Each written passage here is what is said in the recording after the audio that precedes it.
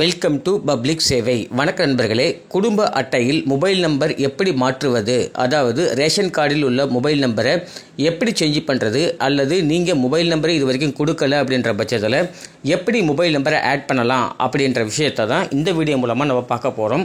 அது மட்டும் இல்லாமல் இந்த மொபைல் நம்பர் சேஞ்ச் பண்ணுறதுக்கு தேவைப்படும் ஆவணங்கள் மற்றும் எப்படி பதிவு செய்யலாம் அப்படின்ற இன்ஃபர்மேஷனை டீட்டெயில்டாக பார்க்கலாம். அஃபிஷியல் வெப்சைட்டோட லிங்க் டிஸ்கிரிப்ஷனில் கொடுத்துருக்கேன். டச் பண்ணிங்கன்னா இந்த பேஜுக்கு உங்களுக்கு வந்துடுவீங்க.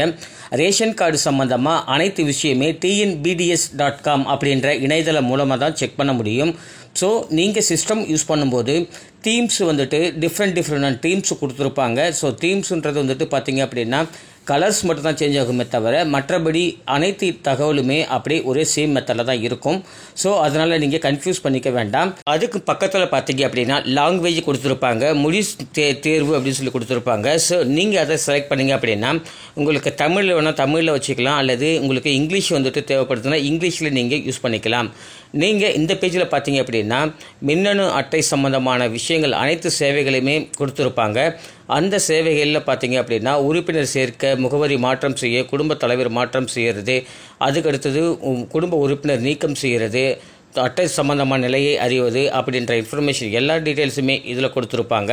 இந்த பேஜில் பொறுத்தளவுக்கு பார்த்தீங்க அப்படின்னா ஃபஸ்ட்டு உங்கள் மொபைல் நம்பர் லிங்க் ஆகிருக்கா இல்லையா அப்படின்ற டீட்டெயிலை ஃபஸ்ட்டு செக் பண்ணிக்கோங்க.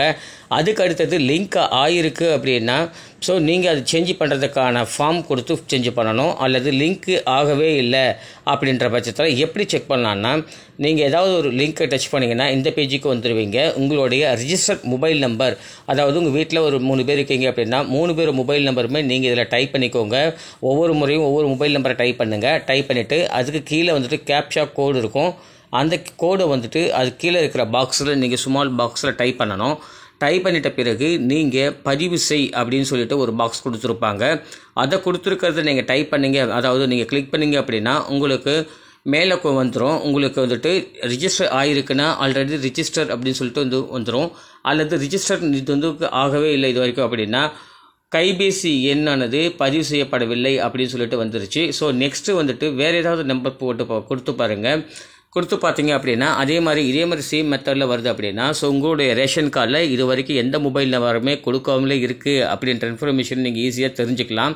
சப்போஸ் உங்களுக்கு ஓடிபி வருது அப்படின்னா நீங்கள் கொடுத்த மொபைல் நம்பருக்கு ஓடிபி ஒரு வேளை வருது அப்படின்னா அந்த மொபைல் நம்பர் தான் ஏற்கனவே ரேஷன் கார்டு லிங்க்கில் இருக்குது அப்படின்ற இன்ஃபர்மேஷன் தான். ஸோ இதுதான் தகவல்.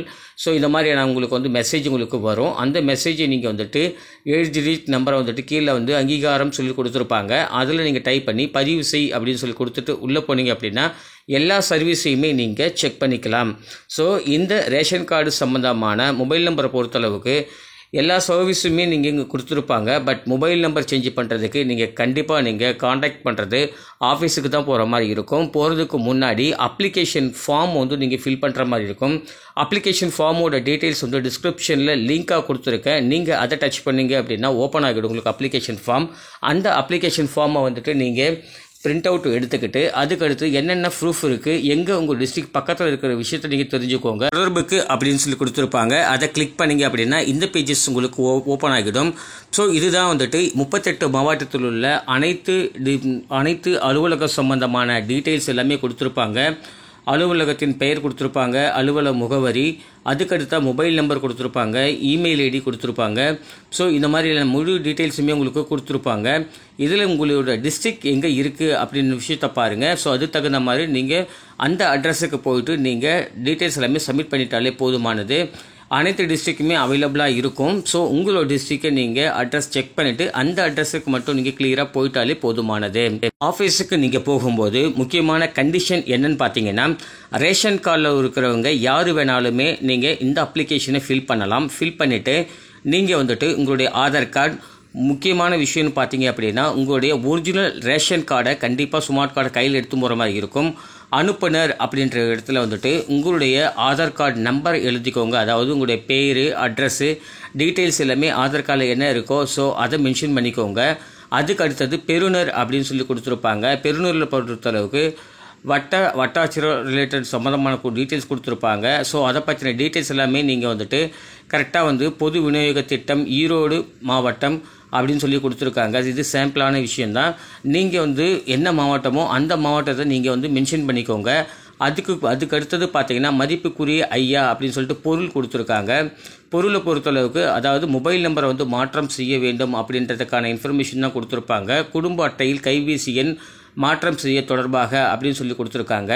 வணக்கம், என்னுடைய குடும்ப அட்டையில் பதிவு செய்யப்பட்டுள்ள கைபேசி எண் தொலை நின்று விட்டது அல்லது செயலில் இல்லை. எனவே என்னுடைய குடும்ப அட்டையில் உள்ள புதிய மொபைல் நம்பரை மாற்றம் செய்து தருமாறு தாய்மொழியுடன் கேட்டுக்கொள்கிறேன் அப்படின்ற இன்ஃபர்மேஷனையும், அதுக்கு கீழே பார்த்தீங்கன்னா உங்களுடைய குடும்ப அட்டை நம்பர், அதுக்கப்புறம் குடும்ப தலைவர் யாரோ அவங்க பேர் எழுதிக்கோங்க.